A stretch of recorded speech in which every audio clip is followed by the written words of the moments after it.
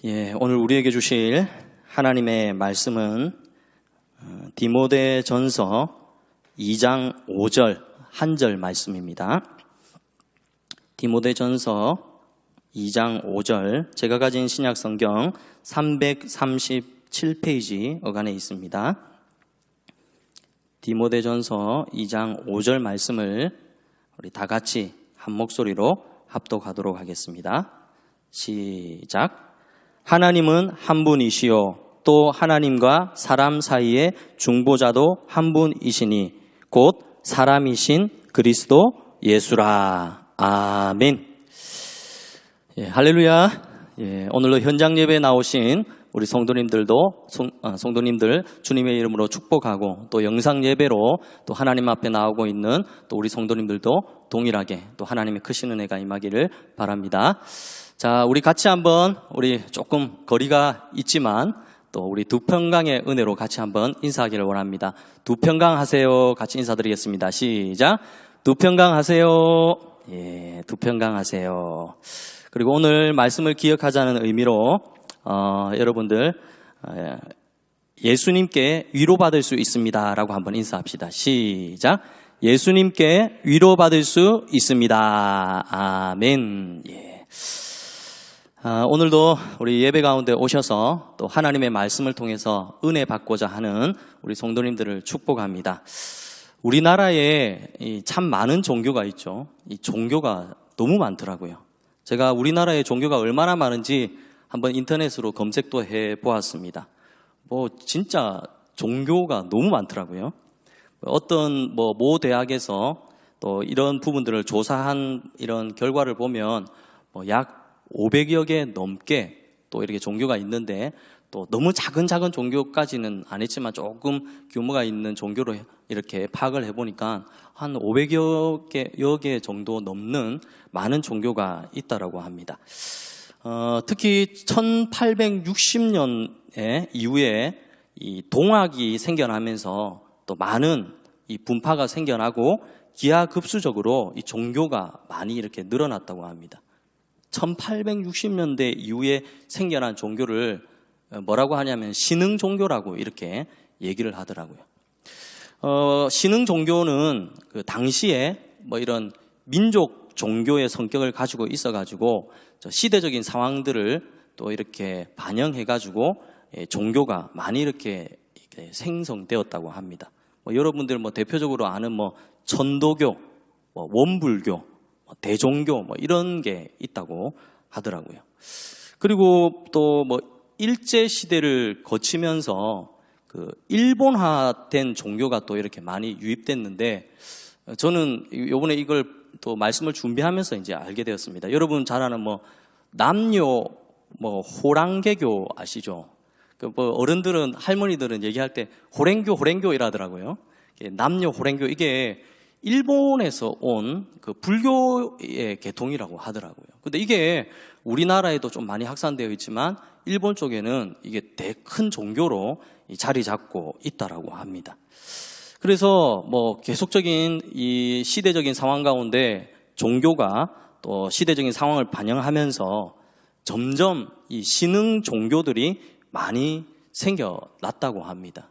그런 가운데 이 기독교라는 색채도 있지만 여러분 잘 아는 통일교, 이 통일교도 또 이런 가운데 이렇게 생성이 됐는데, 통일교는 한마디로 말하면 반공주의, 또 그리고 성적 타락을 이렇게 유도하고 또 성경을 좀 이상하게 해석하는 그런 종교입니다. 이것도 우리나라에도 그렇지만 미국이나 외국에서 이렇게 크게 또 종교가 확산되어 있다고 하더라고요. 그리고 박태선교라고도 여러분 많이 들어보았을 겁니다.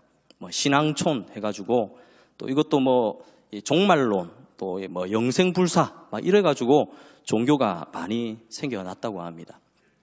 현재 이런 종교들을 제가 인터넷상으로 한번 파악해 보니까 종교를 가지고 있지 않는 사람들이 약 한 50% 넘게, 한 56%가 무교랍니다. 무교. 종교의 필요성을 느끼지 않는다고 그렇게 또 파악이 되어 있고요. 그리고 여러분 아는 것처럼 뭐 불교, 기독교 또 이렇게 이렇게 해서 또 많이 분포되어 있습니다. 그런데 사실 여러분들이 아는 것처럼 이 기독교를 이제 예수 믿지 않는 또 무신론자들은 종교라고 이렇게 파악을 하고 얘기하지만 우리 예수를 믿는 사람들은 기독교를 종교라고 이렇게 표현하지 않잖아요.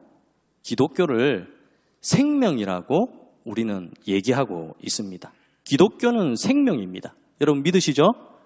기독교는요, 생명입니다. 왜냐하면요, 영원한 생명을 주는 종교가 기독교이기 때문에 우리는 종교라고 말하기보다는 기독교는 생명이다라고 말하고, 또 기독교를 이렇게 믿는다라고 했을 때 이 기독교를 믿는다는 것은 그 안에 중심이 되는 예수님을 믿는다라는 것이 그 속에 포함되어 있는 것입니다. 그래서 우리가 기독교 하면 예수님을 믿는 것이죠. 그래서 성경에 보면 요한복음 14장 6절에 보면 이렇게 말하고 있습니다. 예수께서 이르시되 내가 곧 길이요 진리요 생명이니 나로 말미암지 않고는 아버지께로 올 자가 없느니라. 할렐루야. 그래서 예수님께서 본인이 내가 길이고 진리고 생명이라고 말을 하면서 바로 이 생명이 되시는 자기 자신에 대해서 얘기를 하고, 결국 이 생명은 바로 천국으로 가는 유일한 길이기 때문에 이 천국을 소유한 사람들이 바로 예수님을 믿는 사람들이다라는 것을 말씀하고 있는 것입니다. 그래서 우리 기독교, 예수를 믿는다고 하면 우리가 누구를 잘 알아야 됩니까? 예수님을 잘 알아야 되는 거죠. 내가 기독교라고 하면서도 예수님이 어떤 분인가를 모르고 믿게 되면 이게 바로 믿는 게 아니라는 거죠. 우리가 교회에 와서 이제 성도가 된다는 것은 이곳에서 예수님이 어떤 분인가를 계속적으로 배워가고 또 예수님에 대해서 우리가 알아가는 과정 가운데 예수님을 통해서 우리가 영원한 생명을 얻는 그 길을 또 깨닫게 되는 것입니다. 그래서 예수님을 모르고 내가 기독교인이다라고 말하는 것은 사실 바른 종교를 가지고 기독교라고 말하는 것이 어렵다는 거죠. 미국에 있는 분들도 그런 얘기를 하죠. 나는 기독교다라고 하면서 교회 안 나가고 예수님 모르고 이렇게 사는 사람들이 많다고 하더라고요. 그리고 또 우리 한국에도 우리나라에도 마찬가지입니다. 자기가 기독교라고 하는데 왜 기독교냐고 하니까 부모님들이 교회 나가니까 자기는 안 나가도 나는 기독교다, 예수를 믿는다라고 하면서 예수님이 누구냐고 물으면 예수님이 어떤 분인지도 모르는 거예요. 이게 사실은 예수님을 믿는다, 예수님을 알고 믿는 것에 차이가 있는 것입니다. 그래서 우리는 오늘날 예수님을 믿는다라고 하면 예수님이 어떤 분인가, 예수님이 어떤 일을 하셨는가를 잘 알고 그 예수님을 믿는 것이 중요한 것입니다. 예수님을 아는 거하고 또 믿는 거하고는 또 다르더라고요.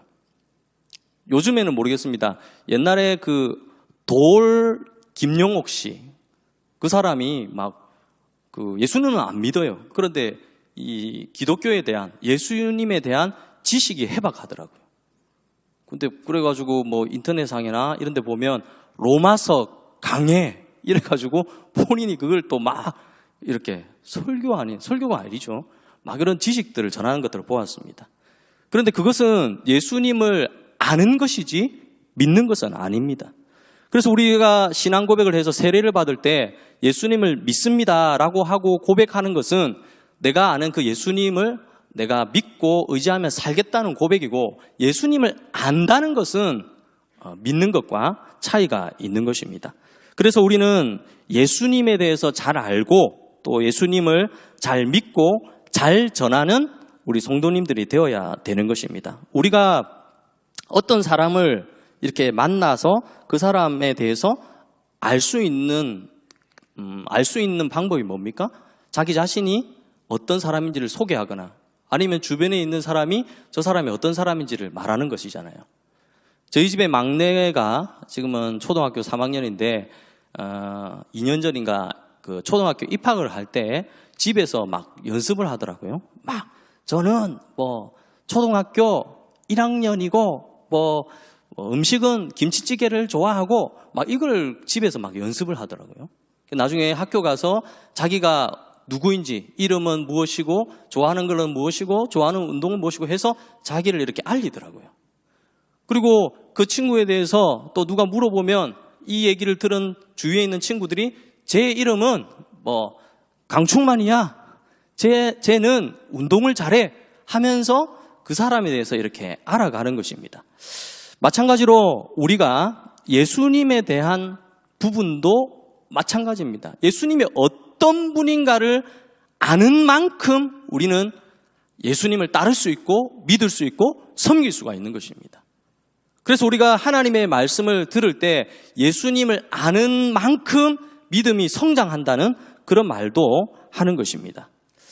예수님이 어떤 사람인지 알기 위해서는 본인이 자기 자신에 대해서 무슨 말을 하는지를 알 필요가 있고, 또 예수님의 주변에 있었던 많은 사람들이 이 예수님에 대해서 어떤 평가를 하는가, 이것을 알게 되면 분명한 예수님이 어떤 분인가를 깨닫게 되는 것입니다. 그런 의미에서 보면 성경에 보면 가장 잘 이 예수님에 대해서 소개하고 있는 부분에 대해서 성경이 예수님에 대해서 가장 잘 소개를 하고 있다라고 하면서 성경도 그것을 얘기하고 있습니다. 요한복음 5장 39절에 보니까 이렇게 기록되어 있습니다. 요한복음 5장 39절에 이 성경이 곧 내게 대하여 증거하는 것이로다 라고 말하면서 성경이 예수님이 어떤 분인가를 이미 증거하고 있다라고 하면서 나에 대해서 알려고 하면 무엇을 보면 알 수 있을까요? 성경을 통해서 예수님이 어떤 분인가를 알 수가 있다는 것입니다. 그래서 저는 예수님이 어떤 분인가, 어쩌면 여러분들이 잘 알고 있는 이 두 가지 관점으로 생각해 보면서 예수님께 위로받는 은혜가 있기를 간절히 바랍니다. 첫째로 우리는 인간적인 예수님을 통해서 위로를 받을 수가 있는 것입니다. 인간적인 예수님을 통해서. 예수님이 인간의 몸으로 이 땅 가운데 오셨습니다. 완전한 인간, 100% 인간의 몸을 입고 이 땅 가운데 오셨습니다. 그래서 디모데전서 오늘 읽었던 2장 5절 후반절에 보면 이렇게 기록이 되어 있습니다. 사람이신 그리스도 예수라라고 기록되어 있습니다. 사람이신 그리스도 예수라라고 말하면서 사람으로 오신 예수님에 대해서 말씀을 하고 있는 것입니다. 성경에는 뭐 하나님의 아들로 오셨지만 사람으로 오신 예수님에 대해서 많은 정보를 얻을 수가 있습니다. 여러분 잘 아는 예수님 어디서 태어났습니까? 예, 아시죠? 예, 너무 쉬워서 대답은 안 하시겠지만 베들레헴에서 태어났어요. 유다 베들레헴에서 태어나셨습니다. 물론 태어난 곳은 베들레헴이지만 자란 곳은 나사렛. 아주 이 인간적인 예수님, 태어난 곳은 베들레헴, 그리고 성장했던 곳은 나사렛. 더 중요한 것은 예수님의 이 성장 과정에 대해서 성경은 뭐라고 되어 있냐면 누가복음 2장 52절에 보니까 예수는 지혜와 키가 자라가며 하나님과 사람에게 더욱 사랑스러워 가시더라라고 말하면서 예수님의 성장 과정에 대해서도 이렇게 성경에 보면 기록을 하고 있습니다. 이런 거 보면 예수님 인간이구나. 또 이렇게 생각하면 진짜 인간이죠. 100% 인간의 몸을 입고 오신 것입니다. 그리고 예수님이 40일 금식 기도하실 때 이 성경에 보면 이렇게 기록되어 있습니다. 마태복음 4장 2절에 보니까 40일을 밤낮으로 금식하신 후에 줄이신지라. 100% 인간의 몸을 입고 오셨죠. 한편으로 생각하면 하나님의 아들이면 배가 고플 리가 있을까라고 하지만 이런 면모를 보면 하나님의 아들이신 예수님이 인간의 몸을 100% 인간의 몸을 입고 오셔서 이 배고픔도 경험하셨다는 것입니다. 그리고 피곤하시면 성경에 보면 피곤하여 누우셨더라 이런 말씀도 기록되어 있습니다. 또 예수님은요 자기의 가장 가까이 있던 친한 친구와 같은 나사로의 죽음 앞에 성경에 보니까 요한복음 11장 35절 보니까 예수님께서 눈물을 흘리셨더라 라고 되어 있습니다. 인간이 가지고 있는 모든 어떤 감정들을 다 가지고 계신 것을 보게 됩니다. 그래 어떻게 보면요, 이런 이 사람이신 예수님의 모습을 보면 연약한 모습으로 예수님의 모습이 보일 수 있습니다. 그렇잖아요. 아주 연약한 모습으로 보일 수 있습니다.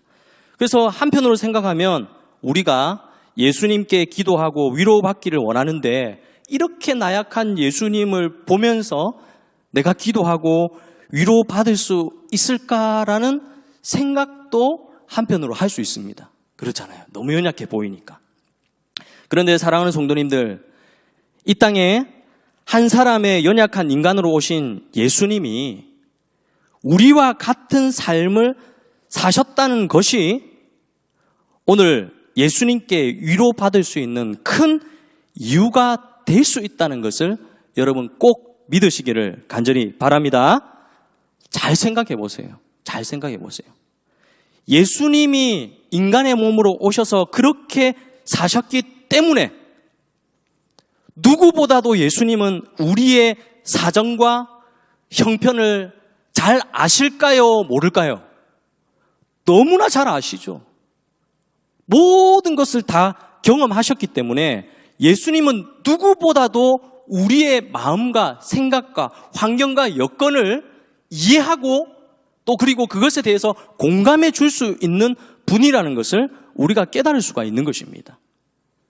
예수님은 그렇기 때문에 우리 인간의 연약함과 부족함을 알기 때문에 우리가 예수님께 위로받을 수 있는 이유가 되는 것입니다. 친히 인간의 몸으로 오셔서 인간으로 가질 수 있는 모든 힘들고 어려운 경험들을 다 겪으셨습니다. 인간으로서 가장 두려워하고 무서워하는 것 무엇입니까? 심지어 죽음의 공포까지도 느꼈어요. 그리고 실제로 고통 가운데 죽으셨다는 것을 통해서 우리는 무엇을 느낄 수가 있습니까? 어떤 신이, 어떤 창조물이 하늘 영광을 버리고 피조물과 같이 되어서 구원을 위해서 자기를 희생하는 그런 종교는, 그런 사람은 없는 것입니다. 그래서 우리가 예수님 앞에 모든 것을 다 아뢰고 기도하면 위로받을 수 있다는 이 마음을 가지고 예수님께 기도할 수가 있는 것입니다. 아픔도, 괴로움도, 배고픔도, 염려, 걱정, 근심도, 배신도, 답답함도, 육체의 모든 두려움도 죄 없으신 우리 예수님께서 다 감당하셨기 때문에 그것을 알고 있는 우리가 예수님께 기도할 때 바로 위로를 받을 수가 있는 것입니다.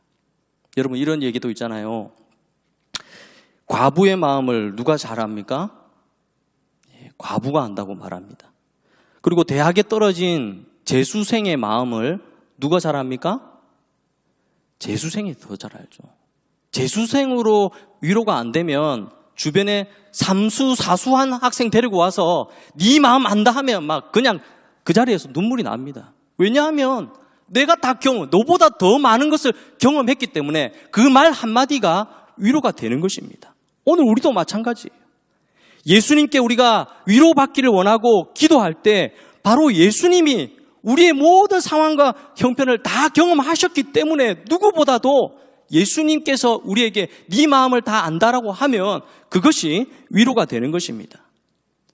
여러분들의 혹시나 결혼한 자녀들도 그렇지 않습니까? 아이를 낳고 또 아이를 키우면서 엄마가 되고 아빠가 되어서 한참 열심히 살다가도 요즘처럼 코로나로 말미암아 어려운 일을 겪거나 만나게 되면 부모님을 찾아가면 부모님이 뭐라고 하는 줄 아십니까? 어깨를 토닥토닥거리면서 네 마음 내가 다 안다라고 했을 때 자녀들이 거기서 위로를 받고 힘을 얻게 되는 것입니다. 왜냐하면 부모님들이 어릴 때 자녀를 키웠던 그 경험이 있지 않습니까? 그런 경험으로 말미암아 그들을 위로해 줄 수 있는 그런 위치에 있기 때문에 그 말이 위로가 되는 것입니다.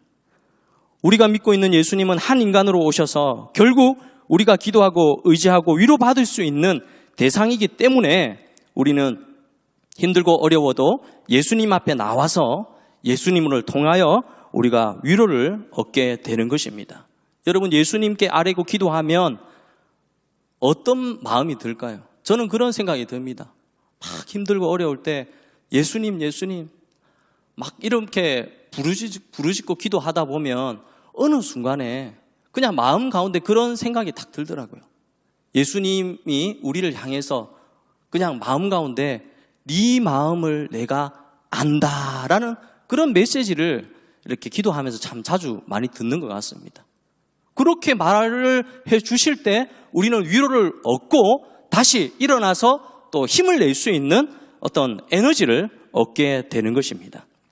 예수님은 이렇게 육신의 몸을 입고 오셔서 한 인간으로 사시면서 제약된 우리의 연약한 마음을 너무나 잘 알기 때문에 우리를 힘껏 돕기를 원하시고 끌어주기를 원하시고 밀어주기를 원하시는 것입니다. 이렇게 우리는 예수님의 이 사람으로 오신 예수님의 삶을 통해서 우리가 위로를 받게 되는 것입니다. 근데 또 여러분 아시는 것처럼 예수님을 4대 성인으로 보고 그냥 인간적인 면에서 위대한 분이다라고만 말하고 끝나면 충분히 우리가 위로가 되지 않을 것입니다. 그래서 여기서 보면 사람이신 예수님과 함께 두 번째로 우리가 이 예수님에 대해서 기억해야 되는 게 무엇이냐면 바로 신적인 예수님을 통해서 더 큰 위로를 받을 수 있다는 것을 기억해야 되는 것입니다.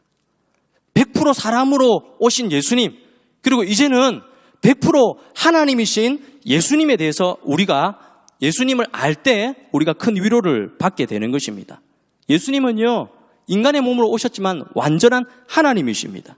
오늘 읽은 본문은 하나님과 인간을 화목하게 하기 위하여 중보자로 오신 이야기를 하면서 이 중보자는 바로 죄 없으신 하나님의 아들이신 자기 자신을 통해서 구원 사역을 한다는 것을 말씀하고 있습니다.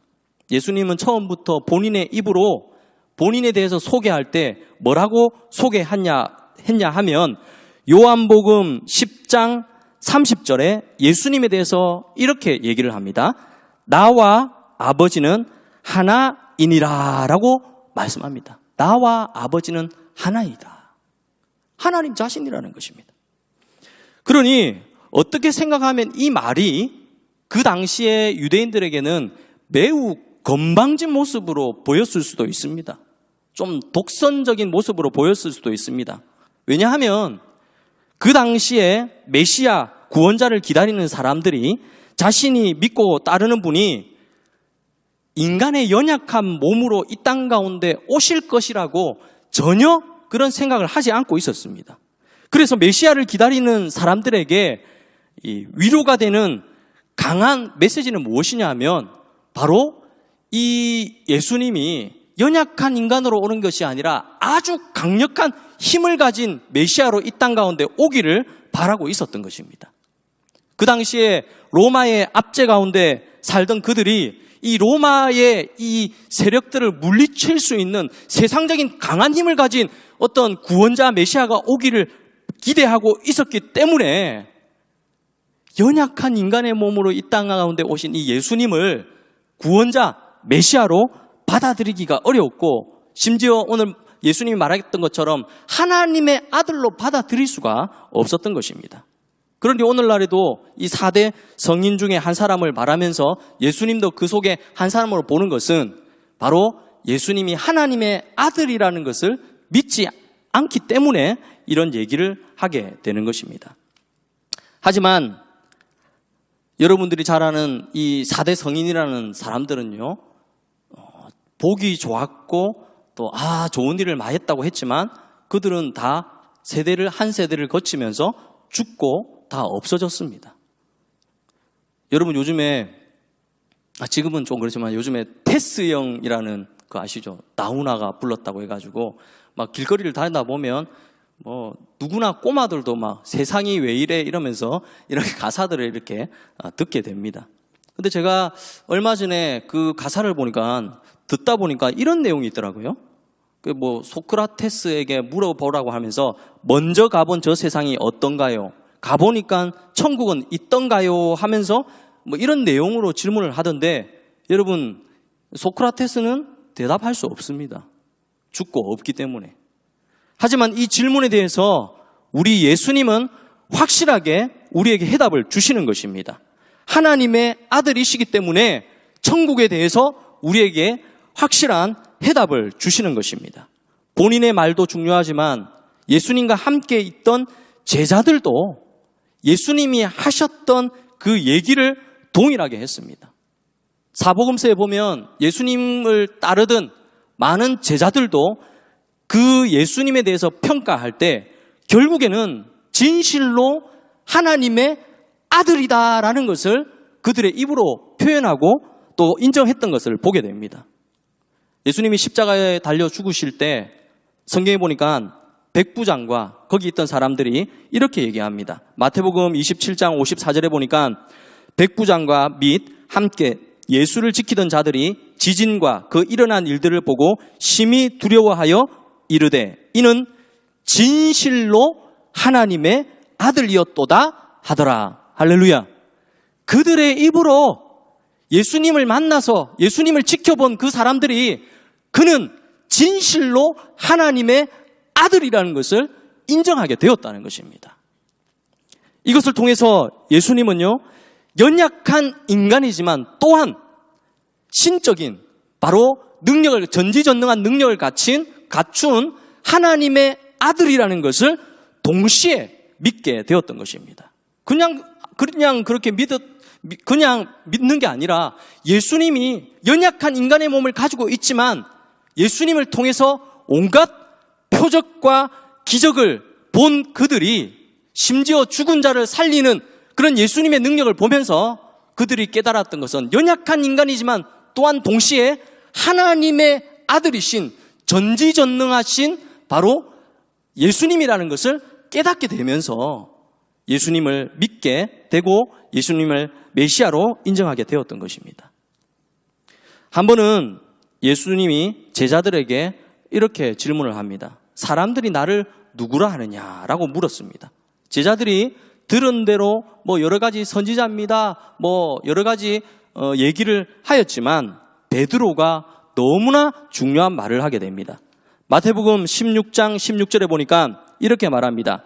시몬 베드로가 대답하여 이르되 주는 그리스도시요 살아계신 하나님의 아들이시니이다. 할렐루야. 하나님의 아들이다 라고 이렇게 베드로가 고백하게 됩니다. 물론 뒤에 보면 이 말을 하게 하신 분은 바로 하나님 아버지께서 이렇게 하게 하셨다라고 말씀하고 있는 것입니다. 오늘 우리는 예수님이 인간의 몸을 입고 오셔서 100% 인간의 몸으로 우리가 겪고 있는 모든 어려운 삶을 살았고 또한 동시에 하나님의 완전한 아들로 이 땅 가운데 오셔서 하나님의 전지전능한 능력을 가지고 있는 분이라는 이 두 가지를 동시에 알면서 우리는 이 위기 가운데, 이 코로나 시대 가운데 예수님을 통해서 큰 위로를 받을 수가 있다는 것을 깨달을 수 있는 것입니다. 연약함과 부족함 가운데 있는 이 예수님이 우리의 사정을 다 아시고 그리고 또한 전지전능하신 능력을 가지신 그 예수님을 통해서 우리는 기도하고 또 그분을 통해서 위로를 얻게 되는 것입니다. 오늘 말씀을 또 이렇게 요약해서 말씀드리고자 합니다. 오늘 우리는 예수님을 잘 아는 것이 우리의 큰 위로와 믿음이 된다는 사실을 꼭 기억할 수 있기를 바랍니다. 코로나 시대에 예수님에 대한 두 가지 관점을 여러분들 오늘 말씀을 통해서 꼭 잊지 말기를 바랍니다. 예수님께 우리가 위로를 얻을 수 있는 이유는 예수님이 친히 연약한 인간의 몸으로 우리의 모든 어려움과 삶을 다 경험하셨기 때문에 그분을 통해서 우리가 위로받을 수 있는 것이고 그리고 두 번째는 신적인 이 능력, 전지전능하신 하나님이시기 때문에 우리의 모든 어려움과 아픔들을 아뢰게 되면 예수님께서 그 모든 문제를 해결해 줄 수 있는 능력을 가지신 분이라는 것을 알기에 예수님을 통해서 위로받을 수가 있는 것입니다. 코로나 위기의 상황 가운데서 예수님을 통해서 큰 위로를 받고 날마다 승리하며 나아가는 우리 동일교회 모든 성도님들 되기를 예수님 이름으로 축원합니다.